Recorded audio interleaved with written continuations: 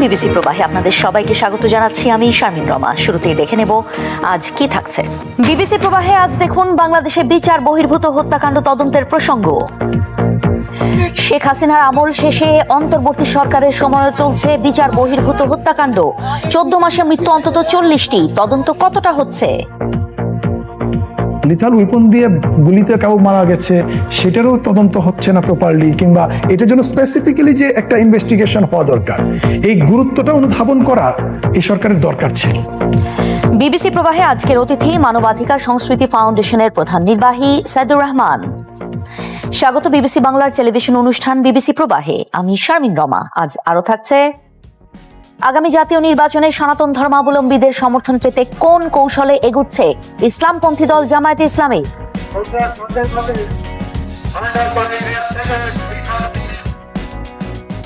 এবং যুদ্ধবিরতি কার্যকরের পর প্রথমবার গাজা শহরে ঢুকে ধ্বংসস্তূপের যে চিত্র দেখল বিবিসি।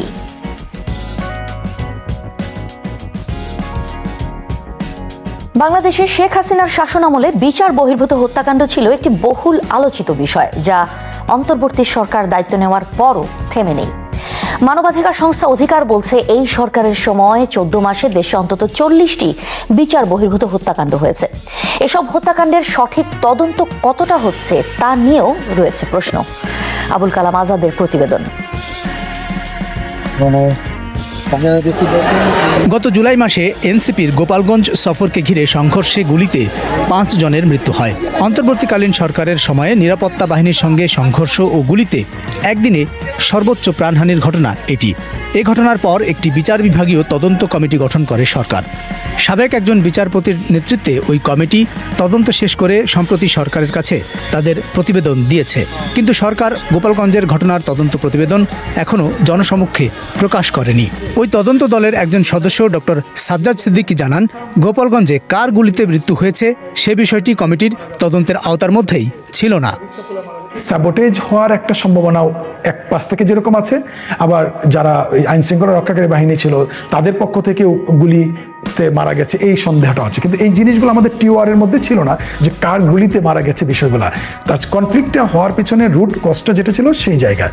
তো এইখানে গুলিতে মারা যাওয়াটা আসলে 5 আগস্টের পরে এটা আমাদের জন্য সবার জন্য শকিং এক সেন্সে। গোপালগঞ্জ ছাড়াও এই সরকারের সময় খাগড়াছড়ির গুইমারা, আশুলিয়ায় শ্রমিক বিক্ষোভ এবং মোহাম্মদপুরের অভিযানে গুলিতে মৃত্যুর ঘটনা সমালোচিত হয়েছে।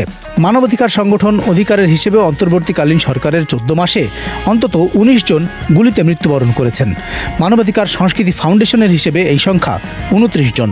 সরাসরি গুলিতে মৃত্যু ছাড়াও এই সরকারের সময় আটকের পর হেফাজতে 21 জনের মৃত্যুর অভিযোগ রয়েছে। এরকমই একজন কিশোরগঞ্জের ফিরোজা বেগম। আইনশৃঙ্খলা রক্ষাকারী বাহিনী আটকের 6 ঘন্টার মধ্যেই তার মৃত্যু হয়। 13ই জুন কিশোরগঞ্জের কটিয়াদিতে এই বাড়িতে অভিযান চালায় যৌথ বাহিনী। স্বপন মিয়াকে ধরতে এসে তাকে না পেয়ে তার স্ত্রী ফিরোজা বেগমকে এই বাড়ি থেকেই আটক করে নিয়ে যাওয়া হয়।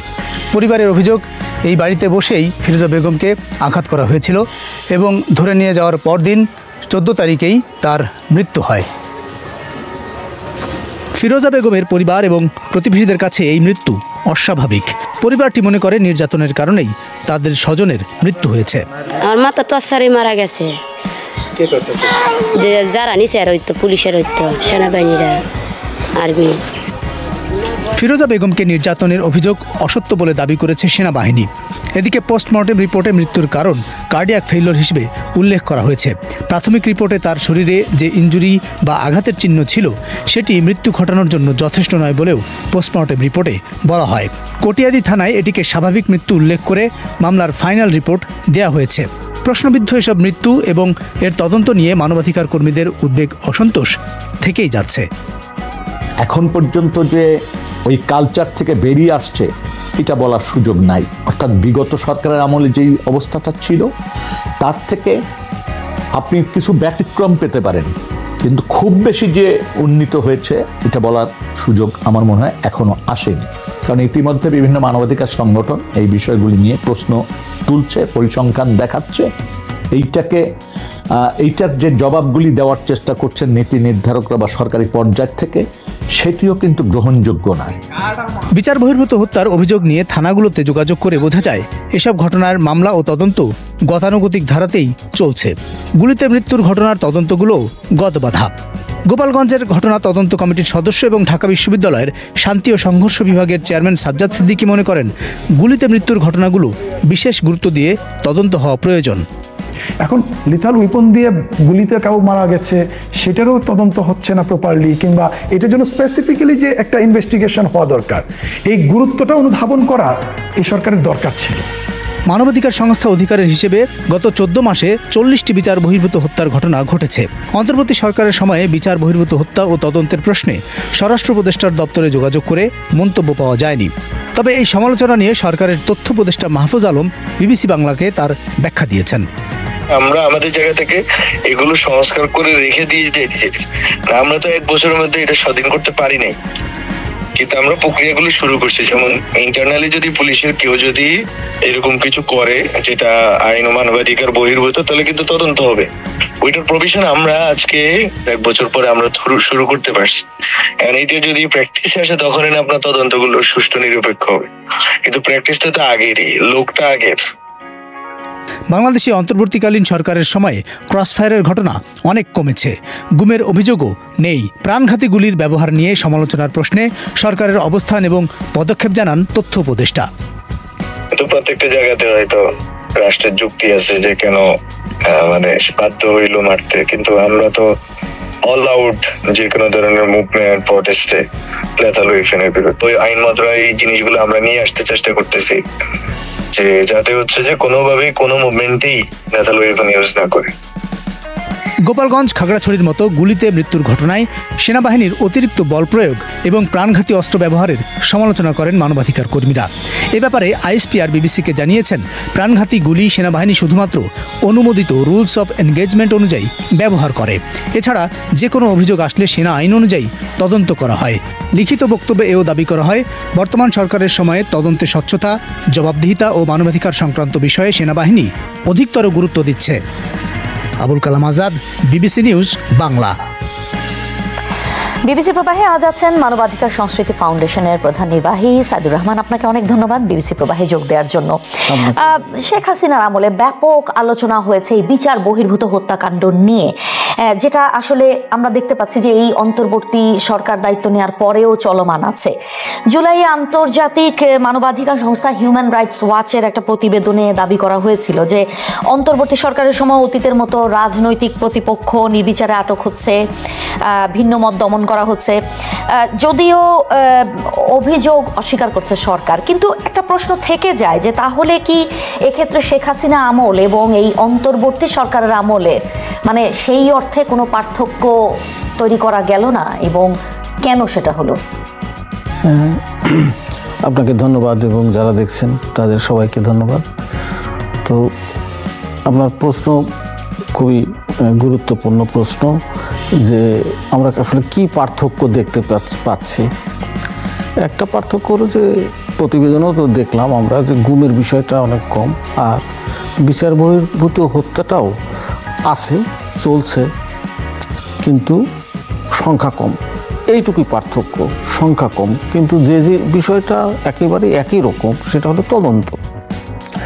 আগেও তদন্ত হতো না, একটা দায়সারা ন্যারেটিভ বলা হতো, তারপরে আর ধামাচাপা দেওয়া হতো। এখনও তদন্ত যে হচ্ছে এর কোনো দৃশ্যমান ইস্যু বা দৃশ্যমান পরিস্থিতি আমরা দেখি না। কিন্তু মিস্টার রহমান, আপনি বলছিলেন যে বিচার বহির্ভূত হত্যাকাণ্ড সংখ্যা কম, এটাই পার্থক্য, কিন্তু বিচার বহির্ভূত হত্যাকাণ্ড কি একটাও আসলে কাম্য? একটাও মানবাধিকার কর্মীদের কাছে আসলে কোনো সমাধান না, বা কোনো যুক্তি না, কোনো জাস্টিফিকেশন না। কিন্তু সত্য এটা সত্য। মানবাধিকার কর্মী হিসাবে আমরা একটা মৃত্যু, যে কোনো মানুষই একটা মৃত্যু, এই ধরনের বিনা বিচারে একটা মানুষের নিহত হওয়া খুবই দুঃখজনক এবং কষ্টদায়ক এবং বেআইনি, সম্পূর্ণ বেআইনি। কোনো মানুষ অপরাধ করলে তার বিচার হবে, আইন শৃঙ্খলা রক্ষাকারী তাকে ধরে আইনে সোপর্দ করবেন, এটাই তো আইন।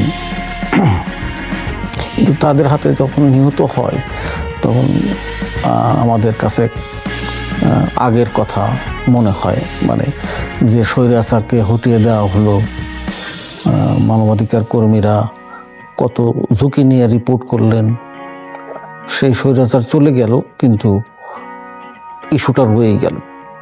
এই যে তদন্তের কথা আপনি বলছিলেন, মানে তদন্তর ক্ষেত্রে যেটা দেখা যাচ্ছে যে এই যে গুলিতে মানে মারা যাওয়া বা তদন্তের ক্ষেত্রে ঘাটতি থেকে যাওয়া, যেখানে হচ্ছে কিছু বিষয় তদন্তে অন্তর্ভুক্ত নয়, এটা কেন হচ্ছে বলে মনে করেন? মানে সঠিক তদন্তটা নিয়ে প্রশ্ন আছে, গুরুতর প্রশ্ন আছে। তদন্ত হয় না, এবং হইলেও রাষ্ট্র বা সরকার জনগণকে জানায় না। এটা কেন গোপালগঞ্জে এত মানুষ নিহত হলো, কেন গুইমারাতে নিহত হলো, গুলি করা হলো, লেথাল ওয়েপন ব্যবহার করা হলো, কেন মোহাম্মদপুরে হত্যাই করতে হলো, এই যে একটা ব্যাখ্যা দেওয়া স্বরাষ্ট্র মন্ত্রণালয়ের মাধ্যমে বা সরকারের কোনো মুখপাত্রের মাধ্যমে দেওয়া হয় না। এবং কেন তদন্ত হয় না, তদন্তের অগ্রগতিটা কি তাও তো জানানো হয় না। আপনার কাছে কি মনে হয়, মানে তদন্ত কেন, মানে সুষ্ঠু তদন্ত দেখা যাচ্ছে না এক্ষেত্রে? সুষ্ঠু তদন্ত আগেও হয়নি, এখনো হচ্ছে না। কেন হচ্ছে না সেটা সরকারই ভালো বলতে পারবে, কিন্তু আমাদের যে বিশ্লেষণ সেটা হলো যে হয়তো তারা, সরকার চায় না আইন শৃঙ্খলা রক্ষাকারী বাহিনী কোনো একটা প্রশ্নের মুখে পড়ুক, এটা আমাদের বিশ্লেষণ। সেজন্য তারা এটাতে গড়িমসি করে, আর তারাই তো তদন্ত করে, তারাই এই অপরাধটা তারাই করে, এটা আমি অপরাধী বলবো। কিন্তু আইন শৃঙ্খলা বাহিনী কি প্রশ্নের ঊর্ধ্বে যেতে পারে যখন একের পর এক এরকম হত্যাকাণ্ড ঘটে? যেতে পারে না। সরকার কেন ভয় পায় আইন শৃঙ্খলা রক্ষাকারীকে বাহিনীকে বিচারের মুখোমুখি করতে, অথবা তদন্ত সঠিক সুষ্ঠু তদন্ত করে তা প্রকাশ করতে জনসমক্ষে? সেটাই তো হওয়ার কথা ছিল। একটা পরিবর্তন হবে না? আমরা প্রতিবেদনে আমরা উপদেষ্টার কথা শুনছিলাম, তথ্য উপদেষ্টা যে কথা বলছিলেন যে প্র্যাকটিসটা আগের, এখন এই ঘটনাগুলো থামাতে, প্র্যাকটিস আগের হতে পারে কিন্তু এখন তো তাদের সময়, এই ঘটনাগুলো থামাতে এই সরকারের আসলে মানে চেষ্টা বা ব্যর্থতা আপনি কি দেখেন? উনি যেমন বললেন যে পুলিশকে লেথাল ওয়েপন ব্যবহার করতে না করা হয়েছে এই দমনে, মানে সভা সমাবেশ মিছিল মিটিং দমনে না করা হয়েছে, তো সেইখানে আমরা দেখেছি মানে মিছিল মিটিংয়ে গুলি করা হচ্ছে না, কিন্তু গার্মেন্টসের ক্ষেত্রে তো হয়েছে, শ্রমিক বিক্ষোভের ক্ষেত্রে তো হয়েছে। মিছিল মিটিং কেন? অন্যান্য ক্ষেত্রেও তো লেথাল ওয়েপন ব্যবহার করার কথা না, কেন করবে? নিজের দেশের জনগণের বিরুদ্ধে। আমরা তো কোনো যুদ্ধ অবস্থায় নাই, যদি যুদ্ধ অবস্থায় থাকতাম তাহলে তারা লেথাল ওয়েপন ব্যবহার করতে পারতেন। এখন কোনো যুক্তিতেই, কোনো অজুহাতেই লেথাল ওয়েপন ব্যবহার করে গুলি করে মানুষ হত্যা করা যাবে না, হতে পারে না, এটা অপরাধ। যারাই করুক তাদের জন্য অপরাধ, এবং আমরা মনে করি মানবাধিকার কর্মীরা সরকার তদন্ত করে যদি তাদের বিচারের মুখোমুখি করে তাহলেই জনগণ নিরাপদ বোধ করবে, না হলে যে কোনো মুহূর্তে যে কোনো কিছু ঘটে যেতে পারে। এই যে নিরাপত্তা বাহিনী এখনো রাজনৈতিকভাবে ব্যবহার হচ্ছে বলেও একটা বিতর্কের জায়গা রয়েছে, এবং এক্ষেত্রে নিরাপত্তা বাহিনীর কাজের ধরনে যে ধরনের সংস্কার দরকার ছিল সরকার সেটা করতে পারেনি অনেকে মনে করেন। তাহলে কি আসলে পরবর্তীতে মানে নির্বাচন হয়ে ক্ষমতায় যদি কোনো রাজনৈতিক সরকার আবার আসে, আমরা যেটা ইতিহাস আগেও দেখে এসছি, মানে এই নিরাপত্তা বাহিনীকে কি তাহলে আবারও সেই রাজনৈতিক সরকার ব্যবহার করার সুযোগ থেকে যাচ্ছে না? থেকে যাচ্ছে, কারণ 13 মাসের মধ্যে তো কোনো একটা উল্লেখযোগ্য কিছুই যদি পরিবর্তন না হয়, মানে হ্যাঁ বলবে গভর্নমেন্ট অবশ্যই বলবে যে গুম তো কমেছে, বিচার বহির্ভূত যেটা আমি বললাম হত্যাকাণ্ড তো কমেছে, আমরা তো চেষ্টা করছি, কিন্তু উল্লেখযোগ্য যে একটা রিফর্ম যে এরকম হবে না, সংস্কারই তো বলতেছে সব কিছু, তো এই 13 মাসে কি এই সংস্কারটা করা গেল না যে আমরা গুলি করব না, আমরা যে কোনোভাবেই হোক আমরা গুলি না করেই আমরা এই গুলি না করেই আমরা এই ইস্যুগুলো সমাধান করব। সেরকম কিছু আমরা দেখছি না। আমরা তো চাপ দিয়ে যাচ্ছি, আমরা রিপোর্ট প্রকাশ করছি, আমরা প্রেস কনফারেন্স করছি, আমরা রিপোর্ট ছাপাচ্ছি, আপনাদের বলছি, কিন্তু সেই সংস্কার হলো না, দেখছেন না। অনেক ধন্যবাদ বিবিসি প্রবাহে কথা বলার জন্য। বাংলাদেশের একটি ইসলামপন্থী দল জামায়াতে ইসলামীতে সনাতন ধর্মাবলম্বীদের যোগদানের কথা অতীতে সেভাবে শোনা না গেলেও সম্প্রতি এ ধরনের খবর বেশ আলোচনায়। এরই মধ্যে খুলনায় শুধু সনাতন ধর্মাবলম্বীদের নিয়েই একটি হিন্দু জনসভার আয়োজন, কোনো কোনো এলাকায় সনাতন ধর্মাবলম্বীদের নিয়ে জামায়াতের একটি কমিটি গঠনের কথাও গণমাধ্যমগুলোতে এসেছে। তবে দলটিতে ভিন্ন ধর্মের অনুসারীদের অন্তর্ভুক্তি প্রকৃত অর্থে কতটা সম্ভব সেটা নিয়ে প্রশ্ন রয়েছে। সনাতন ধর্মের অনুসারীদের নিয়ে জামায়াতে ইসলামী আসলে কি করতে চায়? বাজারের পাশে এটি একটি ছোট্ট রাজনৈতিক সভার প্রস্তুতি। ঝিনাইদহের শৈলকুপা উপজেলার উমেদপুর গ্রামে এই বৈঠকের আয়োজন স্থানীয় জামায়াতের। দেখতে সাধারণ একটি সভা মনে হলেও এর বিশেষত্ব হচ্ছে বৈঠকে যে জনাবারো উপস্থিতি, তাদের সকলেই সনাতন ধর্মের অনুসারী এবং জামায়াতের ভাষায় তাদের সমর্থক। দলের তাদেরকে এই কারণে আহ্বান করছি, যেহেতু আমরা হিন্দু মুসলমান যারা আছি পারস্পরিক প্রতিবেশী, এই কারণে হচ্ছে কি তাদেরকে আমরা আহ্বান জানাচ্ছি যে এই দাড়িপাল্লা প্রতীক হচ্ছে ন্যায়ের প্রতীক, ইনসাফের প্রতীক। আপনারা যদি এই দাড়িপাল্লা প্রতীকে ধরেন তবে আমরা ইনশাল্লাহ সেফটি দেব, ইনসাফপূর্ণ ব্যবহার পাবেন আমাদের সব দিক দিয়ে। বৈঠকে জামায়াত নেতাদের পক্ষ থেকে দলের নির্বাচনী লিফলেট তুলে দেয়া হয়, কিন্তু গ্রামটিতে নজিরবিহীনভাবে সনাতন ধর্মাবলম্বীদের কারো কারো এরকম জামায়াতে যোগ দেওয়ার কারণ কি? ওরা আসে আমাদেরকে বলে যে তোমরা যদি কোনো বিবাদ আবাদে পারো ওইটা আমরা সহযোগিতা করবো, তোমাদের পাশে দাঁড়াবো। এরকম সাপোর্ট অন্য দলে কমতেছে, এটা কমতেছে বলে আমরা ওইটার শপথ করছি। দল করার অধিকার, আমি যেহেতু বাংলাদেশের একটা নাগরিক, আমার দল করার অধিকার আছে। যে কোনো দল যে কোনো লোক করতে পারে, আমার এই দল ভালো লাগে তাই আমি করি। বাংলাদেশের বিভিন্ন এলাকায় সংখ্যালঘু নির্যাতনের দীর্ঘ ইতিহাস রয়েছে। গত 5ই অগাস্টের পরও দেশটির বিভিন্ন স্থানে সংখ্যালঘু নির্যাতনের ঘটনা ও নিরাপত্তা সংকটের কথা তুলে ধরেছে বিভিন্ন মানবাধিকার সংস্থা। এই নিরাপত্তা সংকটকেও জামায়াত কাজে লাগাচ্ছে সনাতন ধর্মানুসারীদের কাছে যেতে। কিন্তু ইসলাম ভিত্তিক একটি দলে ভিন্ন ধর্মের এই সমর্থকদের কাজ আসলে কি হবে? আপনি জানেন যে আমরা একটা ধর্মভিত্তিক ইসলামিক সংগঠন, যেটা এইখানে একটা ধর্মের আমাদের তাদের সাথেই আছে। দেখা যাচ্ছে সেখানে আমরা কিছু ধার্মিক আলোচনা হয়, আমাদের ইসলাম ভিত্তিক প্র্যাকটিস হয়, আলোচনা হয়, সেটা তাদের কাছে নাও পছন্দ হতে পারে। এই কারণে তাদের কাজটাকে আমরা তাদের মতনকে স্বাধীন রাখছি, যে তাদের ধর্মটা তারা পালন করবে, তারা সেখানে তাদের ধর্মটাকে স্বাধীনভাবে করবে, যাতে তারা মনে না করে যে আমরা তাদের উপর আমাদেরটা তাদের উপরে চাপাই দিচ্ছি। আমাদের অভ্যন্তরীণ যে কমিটিগুলো আছে সেগুলোতে তারা ওইভাবে ইনভলভ হয় না, তবে যেগুলো আমাদের রাজনৈতিক কার্যক্রমগুলো আছে, ধরেন নির্বাচনী কমিটি আছে, সেখানে তারা থাকবে আমাদের সাথে এবং তারা সামনের সারিতে আমাদের সাথে কাজ করবে নির্বাচনের সময়। দেখা যাচ্ছে নির্বাচন এবং ভোটকে ঘিরে হিন্দু ধর্মাবলম্বীদের মধ্যে দলের সমর্থক গোষ্ঠী তৈরি করাটাও জামায়াতের একটা উদ্দেশ্য। আর সম্প্রতি খুলনায় শুধুমাত্র সনাতন ধর্মাবলম্বীদের নিয়ে জামায়াতের এরকমই একটি নির্বাচনী জনসভাকে দেখা হচ্ছে তারই ধারাবাহিকতা হিসেবে। জামাত মূলত একটি ইসলামপন্থী রাজনৈতিক দল, কিন্তু দেখা যাচ্ছে বিশেষত গত 5ই অগস্টের পরে সারা দেশের বিভিন্ন জেলায় এই দলটিতে সনাতন ধর্মাবলম্বীদের অনেকেই প্রাথমিক সদস্য হিসেবে যুক্ত হয়েছেন। জামাত বলছে অনেক আগে থেকেই তাদের ভাষায় তাদের দলে অমুসলিমদের প্রাথমিক সদস্য হিসেবে যোগ দেওয়ার সুযোগ ছিল। কিন্তু প্রশ্ন হচ্ছে, একটি ইসলামপন্থী রাজনৈতিক দলে ভিন্ন ধর্মের লোকদের যোগ দেয়া এবং এই দলটিতে তাদের ভবিষ্যৎ আসলে কি? এই প্রশ্ন উঠছে কারণ জামায়াতে ইসলামীতে যোগ দিলেও দলের কোনো পর্যায়ের নেতৃত্ব কিংবা নীতি নির্ধারণী পর্যায়ে ভিন্ন ধর্মের কারো যাওয়ার সুযোগ রাখা হয়নি দলটির গঠনতন্ত্রে। তারা তাদের ফোরামের লিডার হবেন, মূল জামাতের নেতৃত্বে আসবার তো এখানকার বিধিবিধান অনুযায়ী সেই সুযোগ নেই। তারা ওই কমিউনিটির লিডার হবেন, ওই কমিউনিটির মধ্যে তারা কাজ করবেন, বিভিন্ন দায়িত্ব তারা পালন করবেন। এইটাই সমালোচনা হয় যে তাহলে তো জামাত আসলে ইনক্লুসিভ হলো না। ইনক্লুসিভ এটাই তো না, এটা দলের মধ্যে হবে না। তিনি আমার দলের সহযোগী হয়ে গেলেন, তো সহযোগী মানে তিনি অ্যাসোসিয়েট হলেন, এটা তো তার অন্তর্ভুক্তি হয়ে গেল। ইনক্লুসিভ মানে আপনি অন্তর্ভুক্ত হয়ে গেলেন, তারপরে আপনার স্ট্যান্ডার্ড, মান, দায়িত্ব, যোগ্যতা, দ্যাট ইজ অ্যানাদার চ্যাপ্টার। সে যদি আপনার আদর্শকে ভোট দেয়, সমর্থন করে, আপনি শুধু শোপিস বলবেন, তখন তার ভোটের যে মূল্য হবে দেশের রাষ্ট্রপতিরও সেই মূল্য হবে। বাংলাদেশে সংখ্যালঘু জনগোষ্ঠীর হার প্রায় 10%। দেশটির বিভিন্ন আসনে নির্বাচনে জয় পরাজয় নির্ধারণে সংখ্যালঘু ভোট গুরুত্বপূর্ণ ভূমিকা পালন করে থাকে। 5ই আগস্ট পরবর্তী সময়কালে আওয়ামী লীগ নিষিদ্ধ থাকায় সংখ্যালঘু জনগোষ্ঠীর ভোট কোন দিকে যাবে সেটা একটা বিষয়। তবে অনেকেই মনে করেন সংখ্যালঘুদের মধ্যে বিএনপির অবস্থান থাকলেও ইসলামপন্থী দল হওয়ায় ঐতিহাসিক বিভিন্ন কারণে জামাত সেখানে সুবিধাজনক অবস্থানে নেই।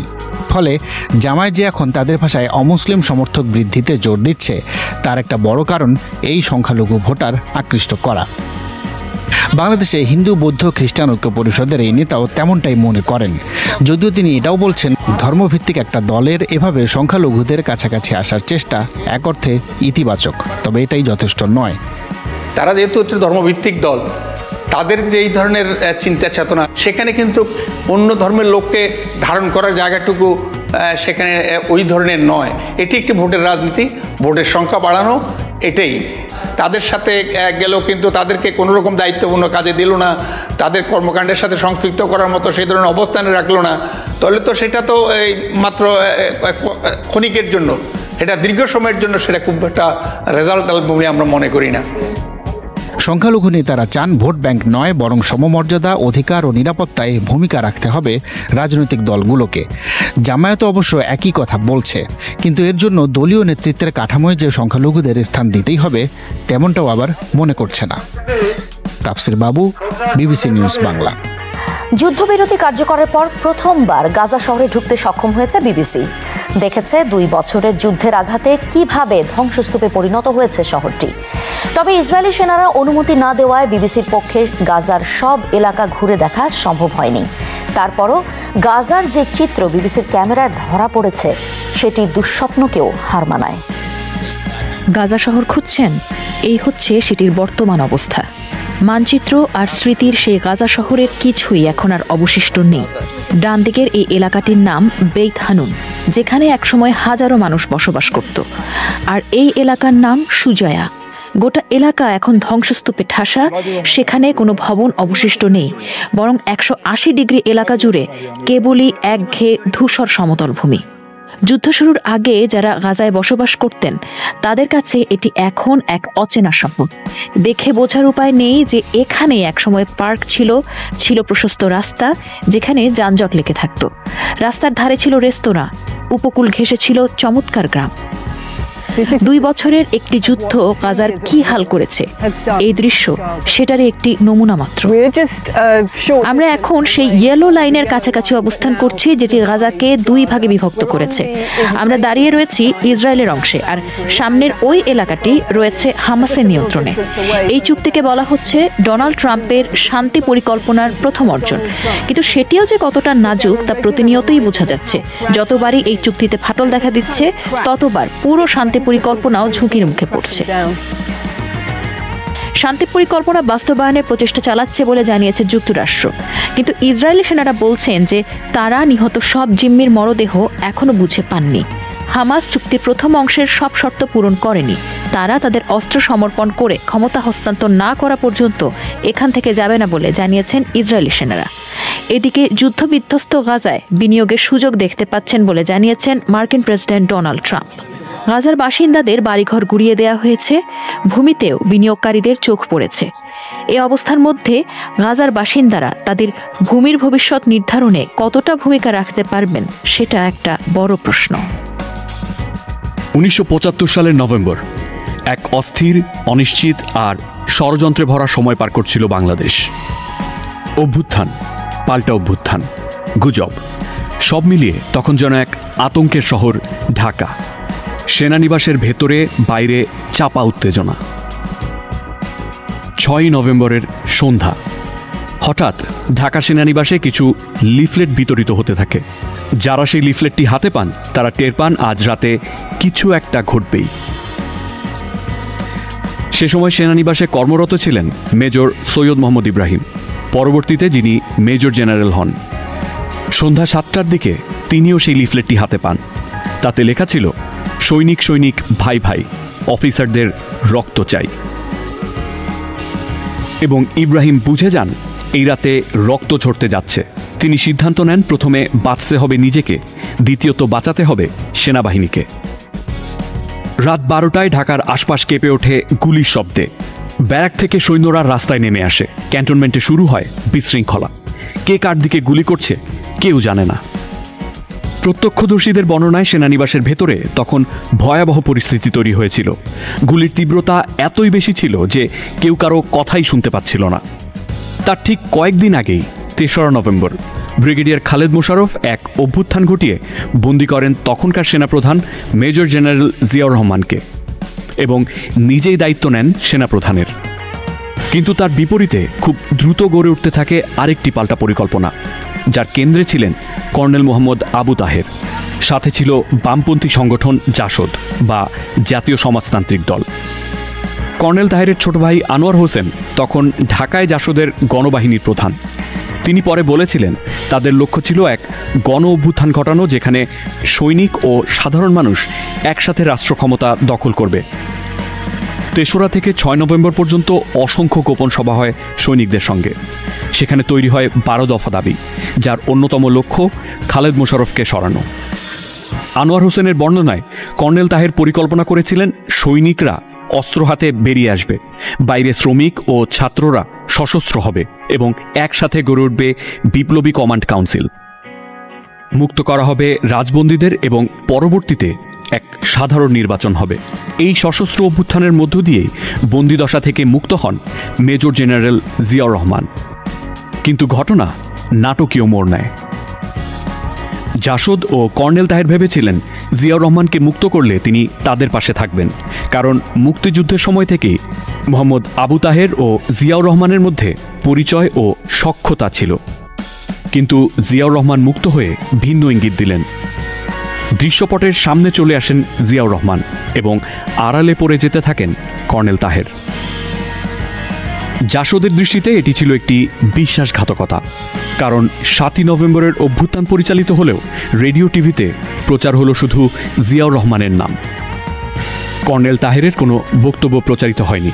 ফলে জনতার চোখে নায়ক হয়ে উঠলেন জিয়া, আর আড়ালে চলে গেলেন তাহের। মোহাম্মদ আবু তাহেরের পরিকল্পনা ছিল মুক্তির পর জিয়াউর রহমানকে তার বাসায় আনা হবে এবং সেখানেই শুরু হবে বিপ্লবী সরকারের কাজ। কিন্তু জিয়াকে মুক্ত করার পর সৈন্যরা তাকে না এনে গুলি ছুটতে ছুটতে ফিরে আসে তাহেরের বাসার সামনে। আনোয়ার হোসেনের বর্ণনায় এই ঘটনায় কর্নেল তাহের হতভম্ব হয়ে যান। তিনি জিজ্ঞেস করেন, ওয়্যার ইজ জিয়া? সৈন্যরা বলে, স্যার, উনি বলেছেন আপনাকে সেখানে যেতে। তাহের তখন বলেন, our uprising plan is lost, অর্থাৎ আমাদের বিপ্লবের পরিকল্পনা হারিয়ে গেল। অন্যদিকে ক্যান্টনমেন্টে জিয়াউর রহমান অবস্থান নেন ২য় ফিল্ড রেজিমেন্টে।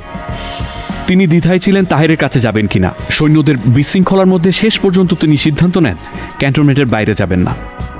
সেই রাতে বহু অফিসারকে হত্যা করা হয়। বেলা ১১টার দিকে নিহত হন ব্রিগেডিয়ার খালেদ মোশাররফ, কর্নেল নাজমুল হুদা এবং লেফটেন্যান্ট কর্নেল হায়দার। পরে ব্রিগেডিয়ার অবসরপ্রাপ্ত এম সাখাওয়াত হোসেন তার বই বাংলাদেশ রক্তাক্ত অধ্যায় ১৯৭৫ থেকে ৮১-তে সেই হত্যাকাণ্ডের বিস্তারিত তুলে ধরেন, যেখানে বলা হয়েছিল রাতের উত্তেজনায় বিপ্লবী সৈন্যরা তাদের অফিস থেকে টেনে বের করে গুলি করে হত্যা করে। সে সময় সেনাবাহিনীতে এক বিশৃঙ্খল অবস্থা। মাহবুবুর রহমান তখন মেজর, পরে সেনাপ্রধান। তিনি বলেছিলেন জিয়াউর রহমান সেনাবাহিনীতে শৃঙ্খলা ফিরিয়ে এনেছিলেন। তিনি ক্যান্টনমেন্টে ঘুরে বেরিয়েছিলেন, অস্ত্র ফেলার আহ্বান জানিয়েছিলেন, সৈন্যদের বোঝাতে পেরেছিলেন কমান্ডে ফিরতে হবে। ৭ই নভেম্বরের কিছুদিন পর জিয়া সৈনিকদের উদ্দেশ্যে ভাষণ দেন। সেনারা তখন স্লোগান তোলে, জিয়া ভাই, জিয়া ভাই। তিনি কঠিন কণ্ঠে তাদের থামিয়ে দেন। আমি তোমাদের ভাই নই, আমি তোমাদের কমান্ডার। সেনাবাহিনীতে ভাই নেই, আছে স্যার। এই দৃশ্য সেনানিবাসে এক নতুন শৃঙ্খলার সূচনা করে। ধীরে ধীরে ক্ষমতার ভার নিজের হাতে নেন জিয়া। কর্নেল তাহের তখন দূরে সরে যাচ্ছেন। ২ সপ্তাহের মধ্যেই উপপ্রধান সামরিক আইন প্রশাসক হয়ে যান জিয়াউর রহমান, আর সেখান থেকেই শুরু হয় তার ক্ষমতার কেন্দ্রস্থলে যাত্রা। কিন্তু প্রশ্ন থেকে যায়, যে কর্নেল তাহের তাকে বন্দিদশা থেকে মুক্ত করেছিলেন, তাকে কেন ফাঁসির মঞ্চে পাঠানো হলো? জেনারেল মাহবুবুর রহমানের মতে অফিসারদের চাপে জিয়ার সেই সিদ্ধান্ত ছিল অনিবার্য। কর্নেল তাহেরকে বিচারের আওতায় না আনলে সেনাবাহিনীর অবকাঠামো ধ্বংস হয়ে যাবে বলে অনেক কর্মকর্তা মনে করতেন। এছাড়া অনেকেই আশঙ্কা করেছিলেন তাহের হয়তো আরেকটি অভ্যুত্থান ঘটাতে পারেন। তারপর 1976 সালের 21 জুলাই গোপন সামরিক বিচারে কর্নেল তাহেরের ফাঁসি কার্যকর হয়। বছর পেরিয়ে 2011 সালে বাংলাদেশের হাইকোর্ট সেই বিচারকে অবৈধ ঘোষণা করে। কিন্তু ইতিহাসে রয়ে যায় সেই প্রশ্নটা, কে ছিল 7ই নভেম্বরের প্রকৃত নায়ক? এবং আজও 7ই নভেম্বরকে রাজনৈতিক দলগুলো ভিন্নভাবে দেখে। কেউ বলে এটি সিপাহী জনতা অভ্যুত্থান দিবস, আবার কেউ বলে এটি মুক্তিযোদ্ধা হত্যা দিবস। কিন্তু এ কথা সবাই মানে 7ই নভেম্বর 1975 ছিল বাংলাদেশের ইতিহাসের একটি রক্তাক্ত এবং অবিস্মরণীয় দিন, যা একটি বড় রাজনৈতিক বিতর্কের বিষয় হয়ে রয়েছে। সবাইকে শুভকামনা জানিয়ে আমি শারমিন রমাজ এখানেই বিদায় নিচ্ছি। ভালো থাকবেন।